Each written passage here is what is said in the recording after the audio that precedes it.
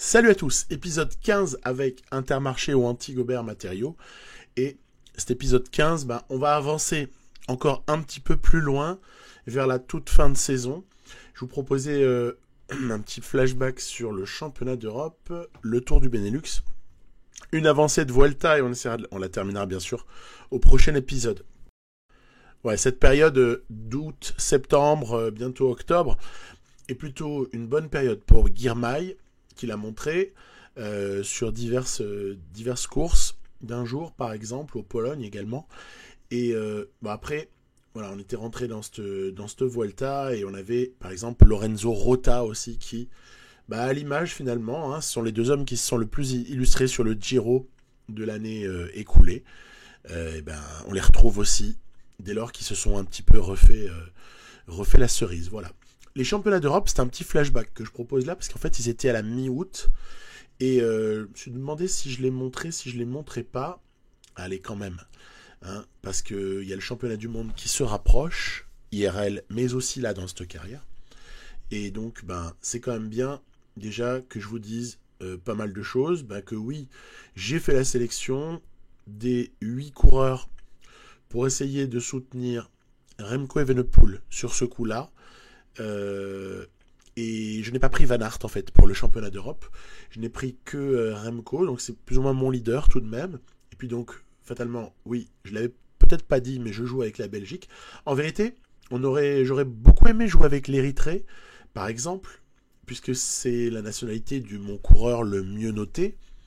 Mais en fait, ça n'était pas possible. Bon, déjà pour l'Europe, fallait oublier, mais pour, je veux dire, même les championnats du monde, ça aurait été sympa.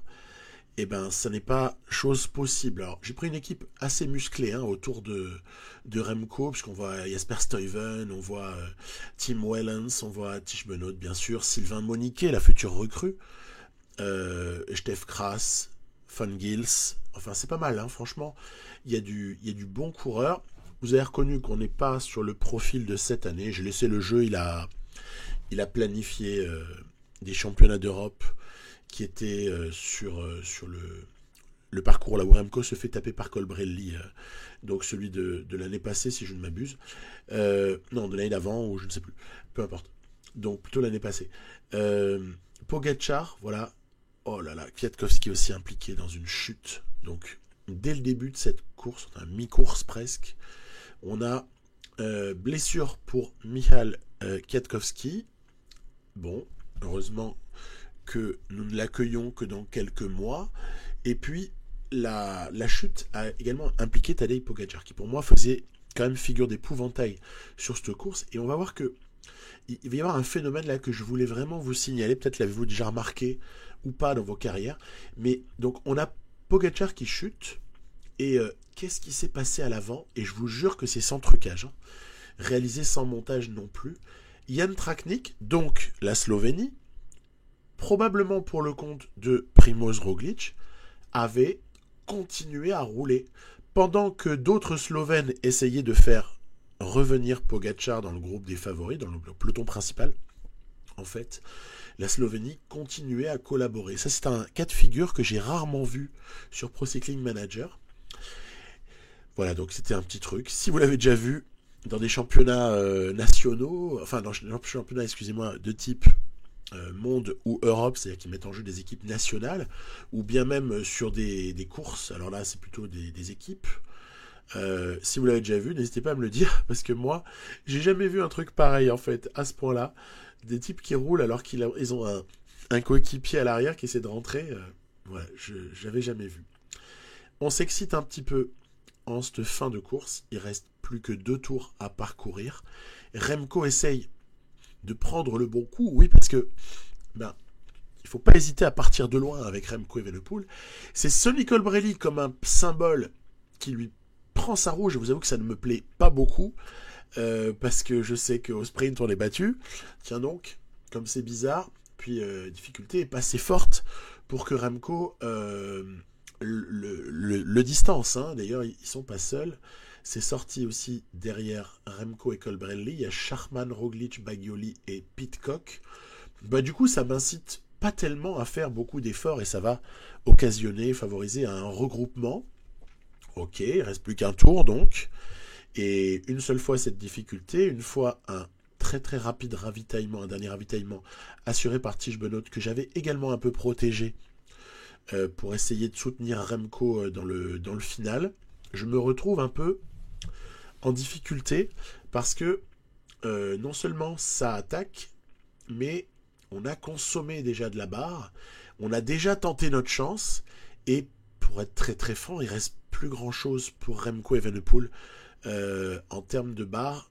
Allez, on peut tenter ici. Allez, on tente. Avec Alaphilippe et Schachmann, c'est peut-être le bon coup là. Ça peut partir à quelques-uns, et moi ça m'arrangerait. 21 de secondes sur le peloton, c'est plutôt une bonne affaire. Benoît en plus est parti. Oups, il y a Pogacar également. Que va-t-il se passer? Alaphilippe qui en remet une couche. Hirschi, ça se regroupe. Et Pogacar place une attaque ici. Non, c'est bon, il se ravise. Peut-être qu'il... Oh là là, réattaque de Pogacar, à laquelle j'essaie de répliquer avec Tige Benoît. Ne serait-ce pas trop tard?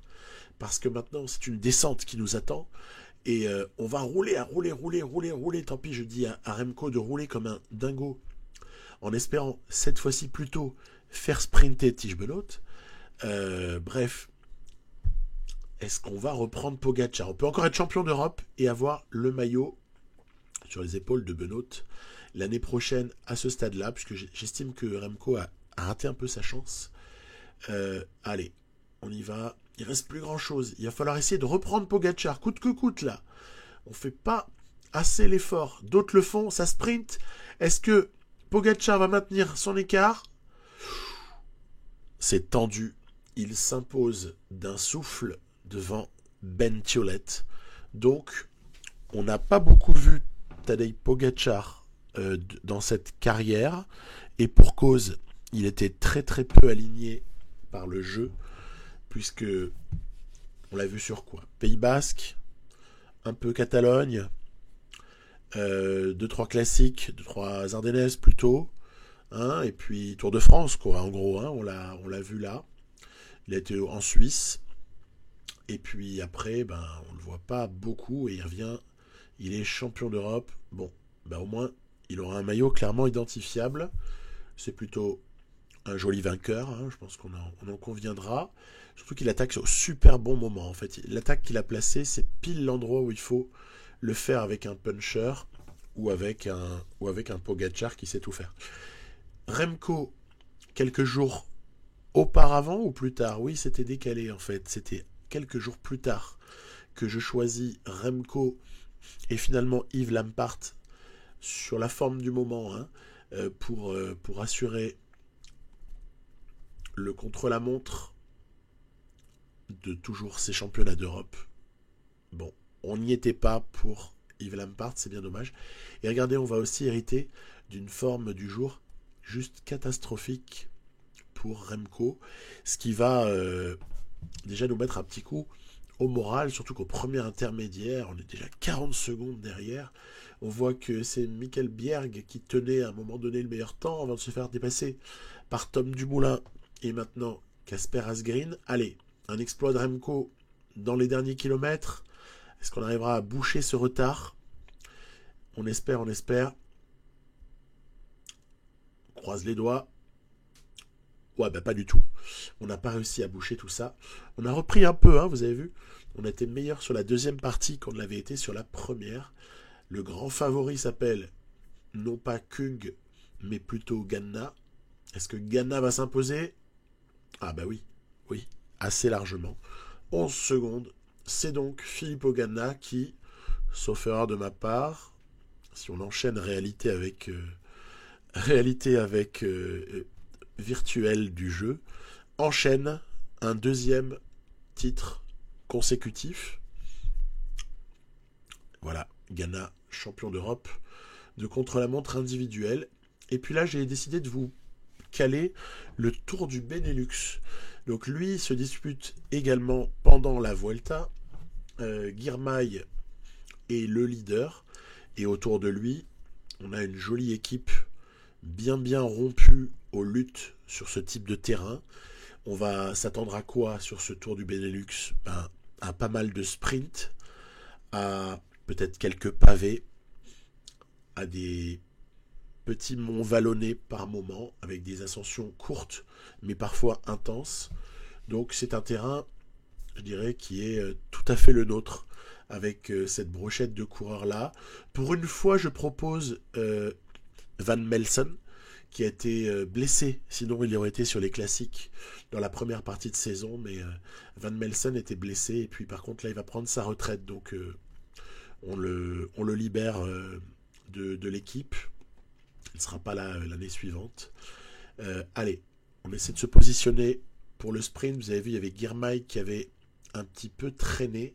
Allez, c'est parti le sprint. Vliegen qui va lancer Alexander Christophe, lequel lâchera Girmay le plus tard possible. Ah, on s'est fait avoir, dit. On s'est fait avoir sur l'accélération, pas par n'importe qui, par Merlier et par Sagan. Bon, ça va. Je suis pas honteux de m'être fait battre par ces deux-là. Merlier avait pris une super aspiration, vous voyez, et derrière, il libère. Et après, avec son accélération, c'est extraordinaire, limpide. Le mec s'impose très largement. On fait 3, il n'y a pas mort d'homme. C'est important les bonifs en fait sur le Tour du Benelux, puisque on ne sait jamais, tout peut se jouer à la bonification dans l'hypothèse où finalement personne ne se dégagerait nettement, y compris lors du petit contre-la-montre de 9 km seulement de l'étape 2 hein, sur ce variant. Donc évidemment nous ne sommes pas favoris, parce que de toute façon dès qu'il y a un contre-la-montre ou un prologue, on est mal loti en vérité. Mais ça se joue quand même, il y a moyen d'essayer d'optimiser et surtout de limiter les dégâts sur une distance aussi courte. Donc on essaie de prendre la température. Est-ce que 86 environ paraît être le bon effort moyen à appliquer sur 9 km? Je suis pas loin de le penser, voire 87. Je ne sais pas même si on pourrait pas envisager d'aller jusqu'à 88 dans l'hypothèse où on disposerait d'un super bon spécialiste de contre-la-montre. Bon, ce n'est pas notre cas, mais vous voyez par exemple, même Vliegen, j'ai terminé à 87, alors qu'il est tout juste moyen, voire médiocre dans l'exercice. Christophe, je m'en suis pas réellement trop occupé, parce que voilà, on n'avait pas de possibilité. Et par contre, pour Girmay, on va s'appliquer, parce que le classement général du Benelux, on y pense quand même. Hein. Donc on essaie de limiter les dégâts. Allez, Girmay ne perd qu'une grosse vingtaine de secondes. Ça va. Derrière, Lievins. Lievins, il a été recruté par Alpecin Phoenix. Dans la partie, donc, traduction Alpecin de Koenig. Voilà, puisque il faut remettre les choses remettre les choses un peu dans leur contexte. Il y a marqué Alpecin Phoenix, en fait, là, dans ma carrière. Mais on est bien d'accord que de Koenig est venu se rajouter, n'est-ce pas? Et c'est pas grave. C'est pas grave, c'est la World DB. Ils font tellement de belles choses qu'on peut bien passer sur d'autres. Allez, donc on n'a pas trop subi, vous voyez, avec Girmay. On reste totalement placé à une vingtaine de secondes du leader au classement général, ce qui laisse totalement espérer, si on se débrouille bien sur les sprints, il y aura déjà 10 secondes de bonification pour le premier, 6 secondes et 4 secondes pour deuxième et troisième. Donc on n'abandonne absolument pas nos ambitions. Allez, on est dans le final ici de l'étape 3, arrivé à Ardois. Christophe doit déclencher maintenant. Voilà. Et libérer Binyam Girmay, qui va par contre là avoir la réserve d'énergie nécessaire pour dépasser ses adversaires sprinters, Merlier, Cavendish, Coy, Pedersen, Nizzolo, Molano, Arnaud Démare, Kesbol. Il y a quand même un joli plateau quand on mentionne tous ces noms-là. Donc, content de s'imposer face à tout cela. Après, attention, hein, nous, on joue sur du velours parce que on a un train là qui est peut-être pas le meilleur de ceux qu'on est capable de fabriquer pour Girmay, mais peut-être pas très loin non plus hein, du meilleur train. Donc, c'est pas non plus un exploit de gagner ici. C'est juste que ça fait plaisir, puisqu'on revient à 10 secondes au général du leader, qui est, je crois, sauf erreur, à ce moment-là, Yves Lampart. Donc, est-ce qu'on prend les mêmes et on recommence sur l'étape 4? Vous verrez, des fois, il y aura des petites incertitudes au niveau du tracé de la fin de certaines de ces étapes-là. Si je l'avais su à l'avance, j'aurais choisi un autre variant. J'ai préféré laisser finalement faire le jeu sur cette année 1 et je pense que je sélectionnerai moi-même tous les variants sur l'année suivante. Allez, on est sur l'étape suivante. Petit qui lance. Adrien Petit, toujours précieux. À quel moment est-ce que Christophe va y aller à la flamme rouge?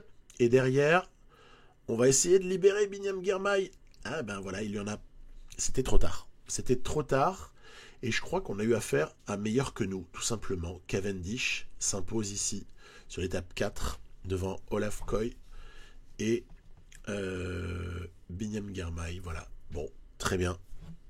Très bien, on prend 4 secondes encore de bonif, ce qui nous rapproche encore au général d'Yves Lampart. Classement général tout de suite, toujours intéressant de voir tout ça. Voilà, Lampart possède 6 secondes et on n'est donc pas très très loin de pouvoir peut-être revêtir le maillot de leader. Et après d'essayer de défendre ce maillot, ouais, sauf qu'on attaque l'étape 5 et l'étape 5, elle va avoir un final qui sera relativement piégeux. Il va se passer des choses sur cette étape-là, et pas forcément des choses agréables.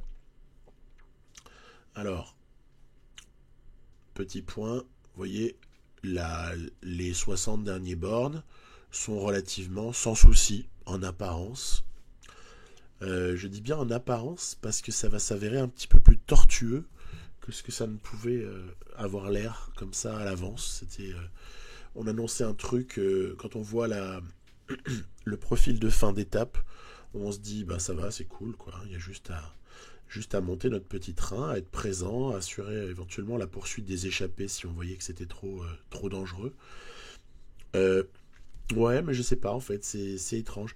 Je trouve toutes les parties finales de cette version-là du Tour du Benelux assez piégeuses, et je suis pas tout à fait certain d'avoir tout compris.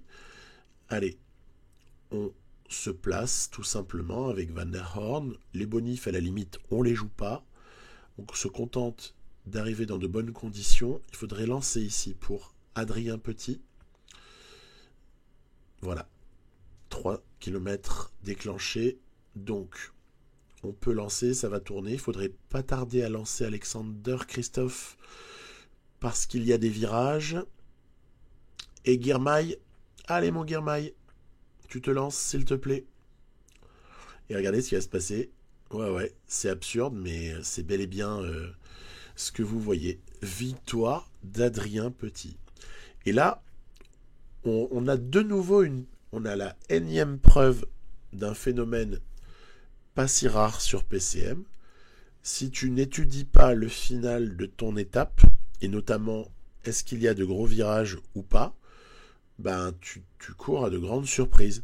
Et ici, c'est ce qui s'est passé, puisqu'au final, c'est le lanceur du poisson pilote qui s'impose. Alors, en face, je ne félicite pas, en face, le comportement de l'IA, parce que c'est quand même n'importe quoi de laisser les choses ainsi se faire. Mais bon, ça, on le sait, on le découvre pas. Par contre, ce qu'on peut faire en pareille situation, c'est lancer de plus loin, en fait. Il fallait carrément sprinter à 4, voire 4,5 km de l'arrivée. Pourquoi ? Parce qu'il allait y avoir de forts virages dans lesquels le sprinter n'allait déjà pas consommer de barres. Personne ne consomme de barres. Vous l'avez déjà remarqué, il y a un arrêt de consommation de barres dans les virages importants. Et deuxième chose, si on ne prend pas vraiment des précautions, ce que je fais ici par exemple sur l'étape 6, où je surveille le final, on découvre ici, tiens, un virage à droite assez conséquent avant la ligne d'arrivée, ok, c'est noté. Donc voilà, vigilance, faut essayer de surveiller, il y a des choses bizarres parfois. Et puis il y a peut-être aussi une image un peu furtive que vous avez aperçue, je vais la confirmer. Oui, assez inexplicablement, c'est Yves Lampart que vous voyez ici en cinématique quasiment de défaillance, alors qu'on est très très loin de l'arrivée. Yves Lampart, alors je veux bien qu'Yves Lampart travaille éventuellement pour un sprinter, Jacobsen, Cavendish, peu importe selon les circonstances, mais il est leader du Benelux. Qu'est-ce qu'on fait travailler Yves Lampart? Si ça se trouve, si la course se durcit, il va se faire décramponner en vérité. Il a déjà tout donné ce qu'il avait. Alors nous, évidemment, il y a un peu urgence vis-à-vis de l'échappée, quoi. Il y a encore le jeune Jacobs, le Suisse de Movistar, euh, qui, euh, qui est tout seul devant, donc il faut faire un très très gros effort pour revenir. Je vais m'apercevoir ici un peu tard, en fait, que la situation est quasi compromise et la victoire presque pour l'échappée.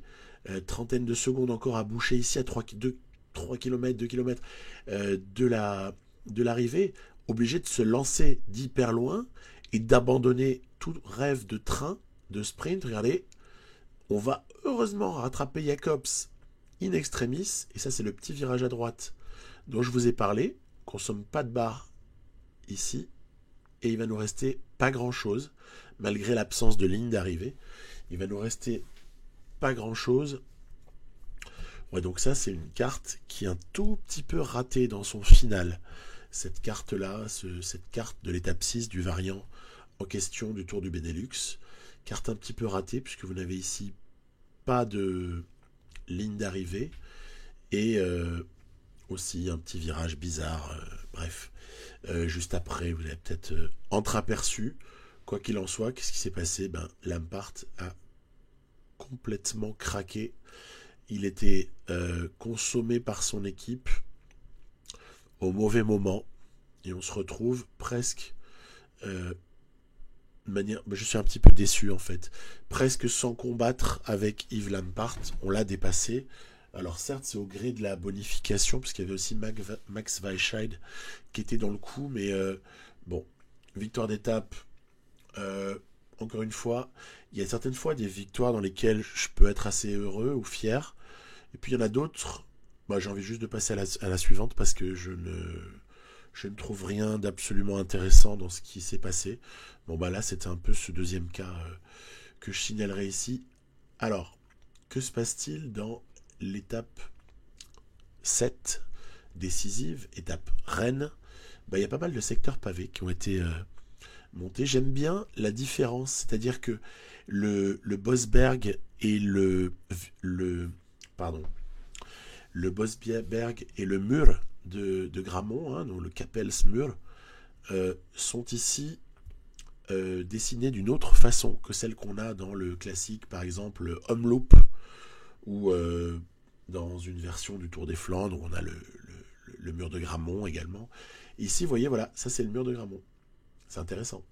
Il est différemment impactant aussi pour les coureurs. Donc, ce variant m'a peut-être déçu à certains endroits, mais m'a aussi fait vachement plaisir, parce que j'aime bien aussi cette version-là du mur et du Bosberg qui arrive après. Alors, je les appelle Bosberg au montage là, parce qu'il y a plusieurs passages et que rien ne s'y était réellement passé. Allez, attaque pour le panache de Yves Lampart, même si on sait qu'il ne gagnera pas ce Tour du Benelux, mais au moins il veut aller chercher cette étape, honneur à lui. Ici, vous voyez, on est dans le Denderorderstraat. Oh là, je l'ai mal fait ici. Je l'ai très très mal fait. Par contre, nous, on durcit la course, on a repris Yves Lampart et on demande à Van der Horn puis Alexander Christophe de donner tout ce qu'ils ont, parce que ce qu'on vise derrière, c'est la victoire de Girmay. Et en tout cas, éviter que la première place, au général, nous échappe. Voilà. C'est la seule chose qui m'intéresse. Ici, en plus, je peux faire sprinter un petit peu Christophe, parce qu'on était en descente, et qu'il était en non-consommation de barre. Et la Girmay doit y aller. Voilà, il va s'imposer ici. Parfait. Au pied de Gerardsbergen, Girmay s'impose. Bon, ceci vient clore le débat. Biniam Girmay a donc remporté le Tour du Benelux. Je crois que c'est le premier tour qu'on remporte de la saison. Parce que Tour World Tour, on n'avait rien gagné. On a toujours été un peu figurant, heureux de prendre une victoire d'étape par-ci, par-là, ou un maillot distinctif. Mais gagner une épreuve par étape World Tour, ça n'est jamais arrivé sur cette saison. Donc, finalement, c'est le meilleur d'entre nous qui y arrive. Il y a quelque chose d'assez logique, bien soutenu par une belle équipe. Voilà. Enfin, il n'y a pas grand-chose de plus à dire sur ce Tour du Benelux. On enchaîne avec 6 étapes de Vuelta. 5 ou 6, je ne sais plus. Non, 5 étapes de Vuelta, puisqu'on avait joué 10 étapes, et je vais vous proposer 11 à 15. Ici, Simon Yates tenait le général devant Egan Bernal, avec Jane Lee, Joe Almeida et Jonas Vingegaard, avec Miguel Angel Lopez, Jack Haig, qui étaient un petit peu plus éloignés. En revanche, Kobe Gossens avait réalisé une belle première partie de Vuelta. Il a ce maillot de la montagne sur le dos pour en témoigner. Et Lorenzo Rota commence à faire son trou sur une zone de non-lutte, puisque ce maillot vert ne semble intéresser absolument personne. Donc on s'est retrouvé quasiment par hasard avec le maillot vert. Du coup je me suis dit, si ça devenait un petit objectif. Bon, pourquoi pas. En tout cas, l'étape qui s'annonce, l'étape 11, ne devrait pas faire de grosses différences au niveau du général, mais j'y ai calé Rota tout de même. Pourquoi ? Vous savez très bien, il y a 20 points à l'intermédiaire pour le classement par points. Donc l'intermédiaire là-bas qu'on aperçoit au niveau des 2/3 de l'étape, 20 points gratos à aller chercher avec Lorenzo Rota. Donc on va y aller, hein. On va les prendre. On va pas se gêner. Il y a des zones de vent aussi qui sont apparemment relativement inoffensives sur cette étape-là. Donc j'ai pris les points. Il y a environ 3 minutes d'avance à 60 bornes de l'arrivée, ce qui veut dire que les équipes de sprinters, soutenues également par Ineos Grenadier, ne se gênent pas pour maîtriser l'échappée. Logique, parce qu'il y a un joli sprint à aller chercher sur cette étape 11. Donc les sprinters présents, on pense à Caden Grooves, d'autres noms m'échappent. Il y a Grooves, je crois qu'il y a Alex Aranburu qui est capable de sprinter. Il y a quelques autres coureurs capables, on va le voir juste après, de se mêler à la lutte pour la victoire au sprint. Et nous, on fait aussi partie de ces équipes-là qui ont un sprinter, c'est Gerben Tyson. Donc on va essayer de mettre en place le train de Gerben Tyson. C'est Byström qui doit travailler jusqu'à ce que Tom De Vrient lance Aimé de Ghent, lequel aura Gerben Tyson à libérer au bon moment. Allez, De Ghent à la flamme rouge, Tyson dans les 400 derniers mètres. Allez, on a réduit un peu l'erreur par rapport au décalage d'échelle qui existe entre le sprint sur PCM et le sprint en vrai. Tyson lâché à 400 mètres, qui s'impose devant Dorian Godon, Alex Aramburu, Timo Rosen, Caden Grooves. Et on verra que Ackermann, par exemple, est passé un petit peu à travers, inexplicablement. Donc certains ne sont pas venus vraiment jouer leur chance au sprint sur ce coup-là. C'est fait toujours une jolie victoire pour Gerben Tyson. C'est une des plus belles de la saison, voire la plus jolie, si ce n'est même la première en World Tour, donc parfait. On voit que Fabio Jakobsen aussi peut-être passé un petit peu à travers de ce sprint. Le général est inchangé, et par contre, le général il va avoir l'occasion d'évoluer dans les étapes qui vont suivre.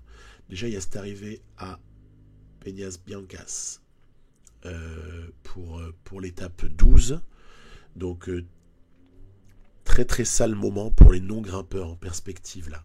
Et j'en vois du monde à l'avant.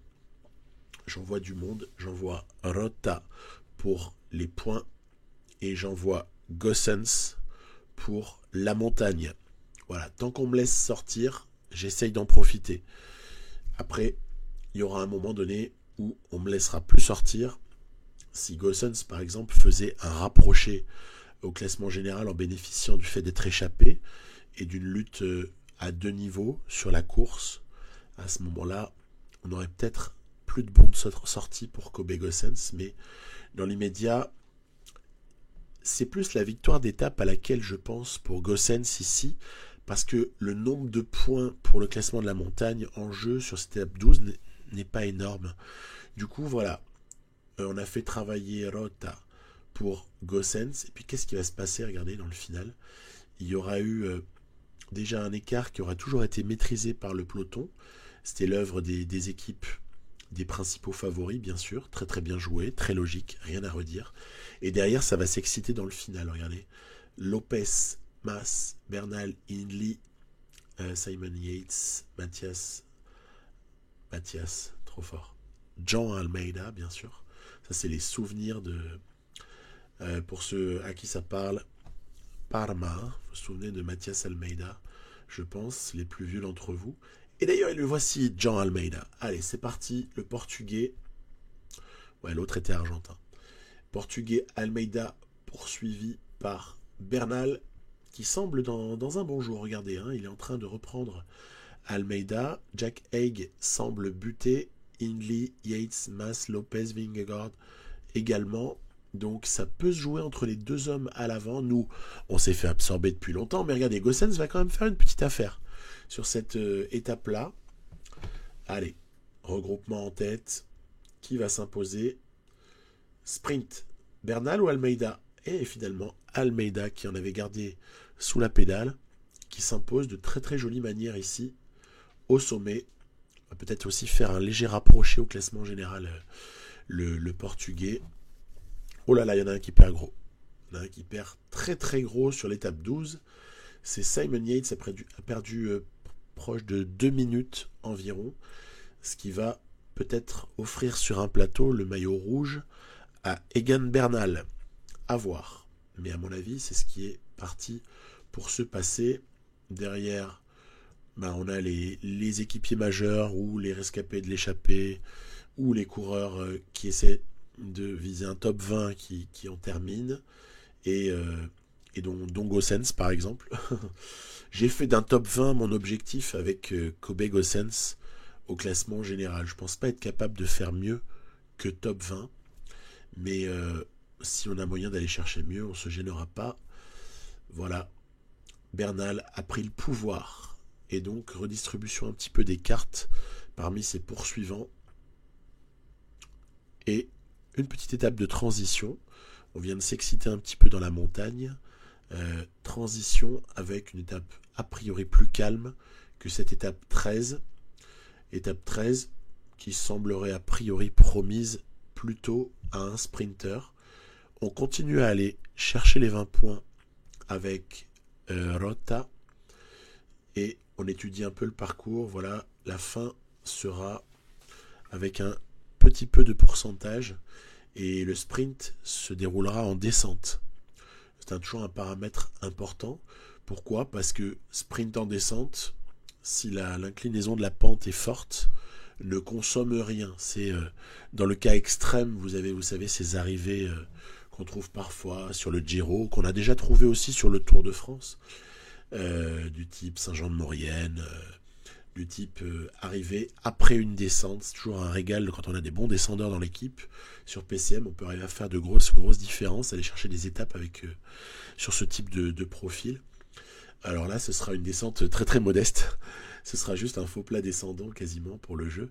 Et donc, ça va sprinter quand même. Mais on peut se permettre dans un cas pareil de lancer d'un petit peu plus loin. Voilà ce que je voulais dire. Et où je voulais en venir avec ma longue parenthèse ouverte. De Gent, Byström, De Vriend et Tyson. On va voir que Byström, dans sa polyvalence, est aussi capable de lancer les choses. Et ici, je demande à Tom De Vriend de lancer Gerben Tyson. Allez, Tom, il faut passer mon Tom. Tyson un tout petit peu bloqué à un moment donné. La lutte avec Stannard. Ouais, mais on va se faire avoir. En fait, on s'est fait bien bloquer à un moment donné. Ce n'est de la faute de personne. C'est juste...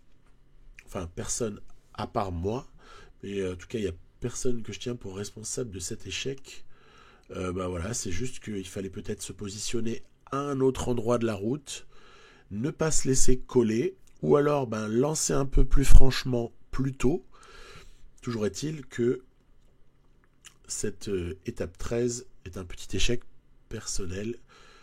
De Vriend fait deuxième, mais honnêtement, on aurait pu faire mieux. On aurait pu faire mieux avec Gerben Tyson. Après, c'est toujours délicat. Dès qu'il y a un peu de pourcentage, Tyson est quelqu'un qui ne passe pas les difficultés. Il ne passe pas les pourcentages. Du coup, avec Tyson, c'est plus... Il va falloir plus, par exemple, la saison suivante, choisir des zones sur lesquelles le sprint va être plat. Et là, il peut vraiment se faire plaisir, voire contester la victoire à de très très gros sprinters s'il a un bon train. Bon, on verra, ça se passera plus tard, tout ça, regardez, très agressif au début de l'étape 14, puisque j'ai envoyé 3 hommes en échappée. Oh, c'est simple, hein, j'ai pris les 3 qui étaient bien placés pour partir, voilà. Parce que c'est sûr que si on attendait un départ des autres dans l'échappée, on aurait dû commencer par boucher un trou sur l'échappée. Derrière, Ineos Grenadier est en contrôle de la situation. Et au sein même de l'échappée, nous avons Plancart, Gossens et Rota. Rota, on sait pourquoi. Gossens, vous vous en doutez, il y a quelques points à aller chercher pour le classement de la montagne. Après, c'est délicat. On peut aussi être là parce qu'on pense à la victoire d'étape dans l'hypothèse où, hypothèse confirmée d'ailleurs, dans l'hypothèse où le peloton se désintéresserait de la victoire d'étape sur cette étape. C'est le cas, regardez. Si Ineos Grenadier, qui contrôle pour Bernal, laisse plus de 7 minutes, alors qu'on est bientôt au pied, regardez, ça monte même à 8 minutes, au pied de la dernière ascension, alors que là, je relève tout le monde derrière. Je les relève tous. Hein. Il n'y en a aucun qui a vraiment intérêt à jouer le classement général, de toute façon, ce serait quasi impossible. Et il n'y en a aucun qui a intérêt à se fatiguer. Donc, Bistrom, Petili, Degen, De Vrint et Tyson, quasiment relevés. Voilà, on ne suit plus le groupe des favoris. On se relève. La course, elle est à l'avant pour moi.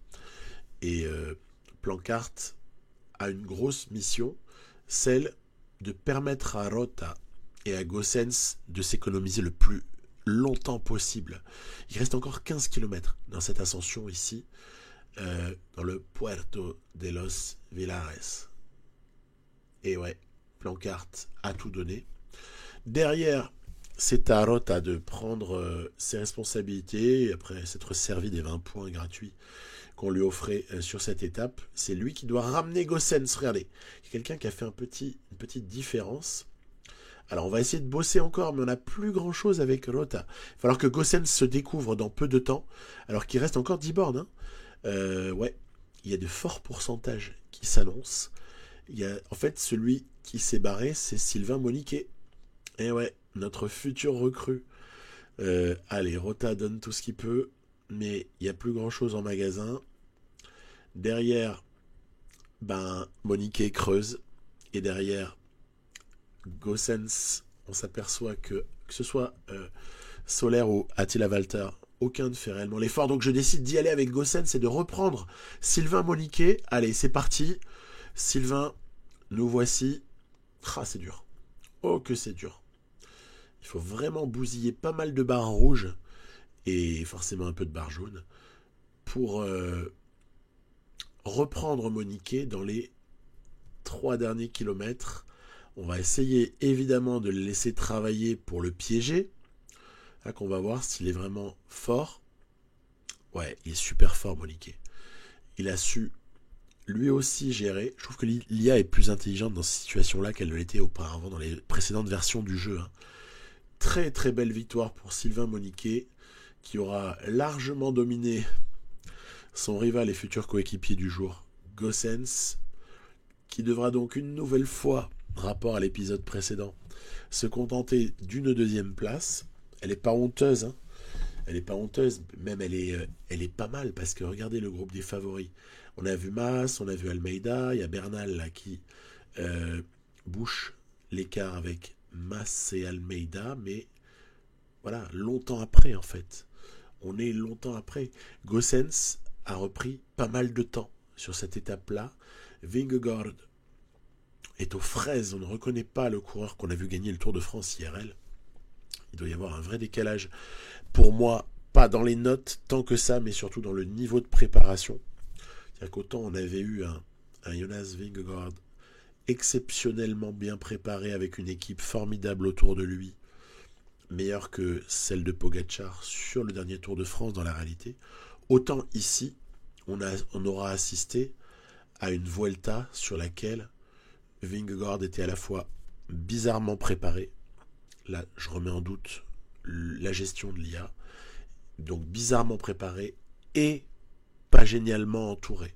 Bon, ça fait déjà 2 facteurs importants pour ne pas réussir. Par exemple, ce que Simon Yates réalise sur cette Vuelta. Simon Yates, ici, très bien géré par le jeu. Il est bien présent. Alors, certes, il a craqué sur l'étape 12, mais déjà, c'est pas définitif. Et en plus, son équipe, très active, son équipe est plutôt bien préparée, semble-t-il. Et la lutte avec Bernal n'est pas encore terminée. Étape 15, nous sommes partis à nouveau à plusieurs. Cette fois-ci, nous sommes partis qu'à 2, car Rota n'a pas réussi à prendre le bon wagon. En même temps, il y a une vraie avance au classement par points. On verra le classement à l'issue de cette étape-là, mais il n'y a pas nécessité absolue de bouger pour Rota. Il faut penser aussi aux étapes suivantes. Et donc, j'ai envoyé que Plancart et Gossens. Gossens pour tenter les points, ou la victoire d'étape si le peloton le permet. Et Plancart, c'est uniquement parce qu'il était très très bien placé pour accompagner Gossens et lui permet de s'économiser. Je n'ai donc pas trop insisté sur les points. De toute façon, ce n'est plus maintenant que le classement va être révolutionné. En revanche, classement de la montagne, vous voyez, il y a Herrada, Galopin et Biscara de Euskadi qui sont présents dans l'échappée et qui sont respectivement deuxième, troisième, et je ne sais plus combien au classement. Donc c'est-à-dire qu'ils menacent un petit peu Gossens. Dans cette ascension, malheureusement, je me suis fait piéger. Le trou est fait. Les compagnons de Gossens ont laissé se débrouiller, alors que moi je voulais la jouer économe pour essayer de me consommer le moins possible. On voit que Galopin n'en a pas pris non plus, donc quelque part soulagement. Personne de Galopin, Gossens apparemment, en tout cas personne de Galopin, Biscara et Herrada ne prendra des points aujourd'hui au classement de la montagne. Pour Gossens, ça voudrait dire désormais arriver dans les tout premiers de l'étape, ce qui semble compromis, regardez, parce que le retour du peloton est très très net. Non, le peloton n'a pas autorisé l'échappée à se partager la victoire d'étape en ce jour d'étape 15. Il veut qu'un favori s'impose. Les équipes de masse, on voit Movistar, l'équipe de Simon Yates est très présente depuis le début de l'étape. On a également Ineos Grenadier qui roule bien. Est-ce que Lopez tentera sa chance? Ce serait pas étonnant vu son tempérament sur PCM. Toujours prêt à lancer quelque chose. Pour l'instant, nous on essaie de résister. Gossens 10e au matin de cette étape-là, donc ça laisse un peu des espoirs, vous voyez. J'essaie de m'accrocher, je consomme les uns après les autres de ses équipiers pour le protéger. Nieve, Buchmann, Kemna, je pense, aussi George Bennett sont encore à l'avant, sont en train de se faire reprendre progressivement au moment où nous nous relevons pour plutôt essayer de ne pas manquer de barre jusqu'à la fin, plutôt que vraiment jouer dans la cour des grands parce qu'on n'est pas capable. Ici c'est Jack Haig qui, vous voyez, a amorcé une petite attaque, top 10 Jack Haig. Et puis derrière on a Dan Martinez qui bosse pour Egan Bernal. Allez, ça va le faire. Est-ce que tout ce petit monde va rentrer sur Lopez, Yates et Mas qui semblent être les hommes en forme du jour? Bernal il a du boulot, regardez, voilà, il faut qu'il sorte. Bernal sort, mais regardez ce qui se passe. Bernal bute. Bernal bute. Sans cela, il serait déjà rentré en fait sur ces hommes-là. Yates paraît très très fort. Mas le reprend et accélère, le dépose sur place. Très très très belle contre-attaque d'Henrik Mas. Simon Yates semble faire deuxième de l'étape. Regardez, il y a des écarts qui sont assez nets. Bernal a calé. Bernal a calé derrière Lopez. C'est donc Henrik Mas ici qui va s'imposer devant Simon Yates et Miguel Angel Lopez. Superman fait 3. Est-ce qu'il y aura un rapproché au classement général après cette étape 15? Ce qu'on va voir de suite. Est-ce que Bernal fait 4 d'ailleurs?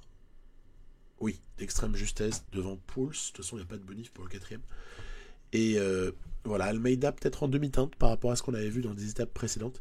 Vingegaard à l'abandon. Hindley, pas vraiment au niveau de son Giro, où il avait été quand même très très résistant face à Carapace un peu plus tôt dans la saison. Et Gossens, on a sauvé ce qu'on pouvait avec un peu de barre rouge, voilà, bon. Pas de quoi pavoiser, mais pas de quoi se lamenter non plus. Henrik Mas grand vainqueur du jour. Ce qu'on va regarder, c'est le rapproché de Yates au général. Parce que si vous avez été très attentif, vous avez vu qu'en fait, il y avait moins d'écart entre Yates et Bernal, bonif incluse, que ce qu'il n'y avait auparavant au classement général. Donc, qu'est-ce qui va se passer? Bernal conserve quand même le maillot rouge pour quelques secondes, 8 exactement. Derrière, il y a un gros trou, mais c'est très serré. Bataille pour la 3e place entre Mas, Almeida, Hindley, Lopez. Après, bon, le reste, hein, ça sera plus anecdotique. On essaiera de s'accrocher à notre joli maillot de la montagne. Voilà, Mas devient un candidat. S'il continue à gagner au sommet, ça va faire mal. Donc Gossens va essayer de sauvegarder tout ça. Et Rota va essayer de faire en sorte de conserver son joli maillot vert. Voilà. Donc ce serait des petits objectifs qu'on pourrait se fixer. J'espère qu'au prochain épisode, je termine la saison, mais je ne le garantis pas. Il reste quelques courses d'un jour. Il reste les Canadiennes, là. Il reste évidemment le Grand Prix de Wallonie, les championnats du monde, les Tours de Lombardie et peut-être Paris-Tours quand même. On ne va pas oublier Paris-Tours. Voilà, ça fait un gros programme à plus.